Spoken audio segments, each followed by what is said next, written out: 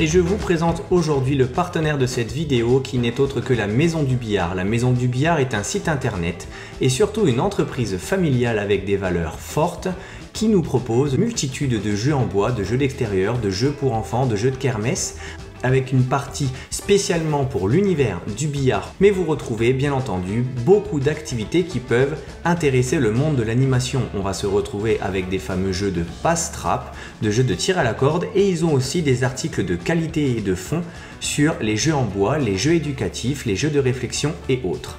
La Maison du Billard, c'est avant tout une entreprise familiale qui perdure de génération en génération et qui porte des valeurs. Leur objectif est de trouver les meilleurs jeux pour amuser un maximum de familles, de revenir au savoir-faire, au travail du bois et de proposer des produits de qualité. Des produits qui ne vont pas s'abîmer au bout de 2 ou 3 utilisations, le tout pour éviter le phénomène d'hyperconsommation. Que cela soit pour les familles ou les pros de l'animation, la Maison du Billard propose des jeux simples à comprendre qui demandent peu de pièces détachées et qui sont fabriqués dans les règles de l'art pour qu'ils soient donc très résistants dans le temps.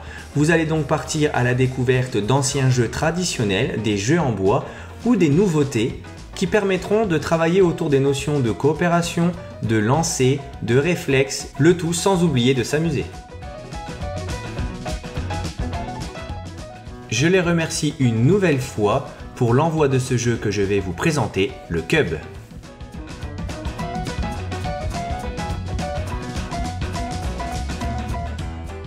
Avec les 4 piquets prévus à cet effet, vous allez délimiter un terrain de 5 mètres de large par 8 mètres de long.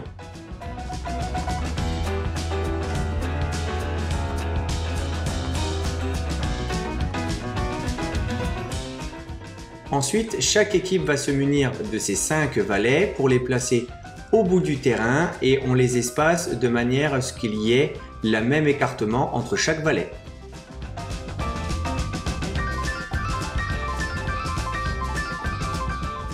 Plus qu'une chose à faire, se munir du roi et le placer au centre du terrain.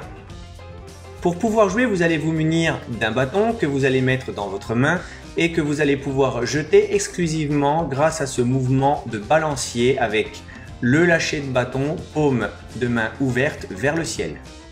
Pour savoir quelle équipe va commencer, chaque capitaine d'équipe lance le bâton au plus proche du roi. L'équipe qui se retrouve avec le bâton au plus proche du roi peut commencer. Ensuite, ils vont avoir à disposition 6 bâtons pour tenter de faire tomber les valets des adversaires.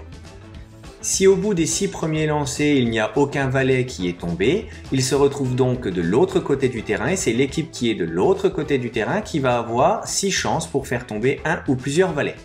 Si un valet tombe, il suffit à la fin de l'ensemble des lancers de le prendre et de le lancer derrière la ligne imaginaire du roi.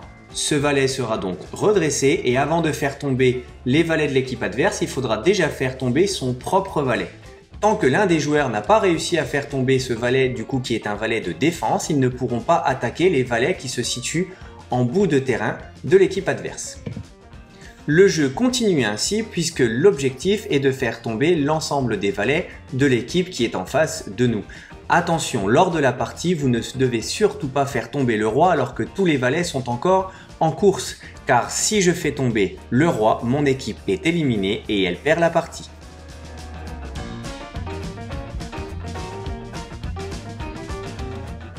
Lorsqu'une équipe a réussi à renverser tous les valets de l'équipe adverse, ils peuvent tenter d'éliminer le roi, c'est-à-dire de le faire tomber, et si elle y parvient, elle remporte donc la partie.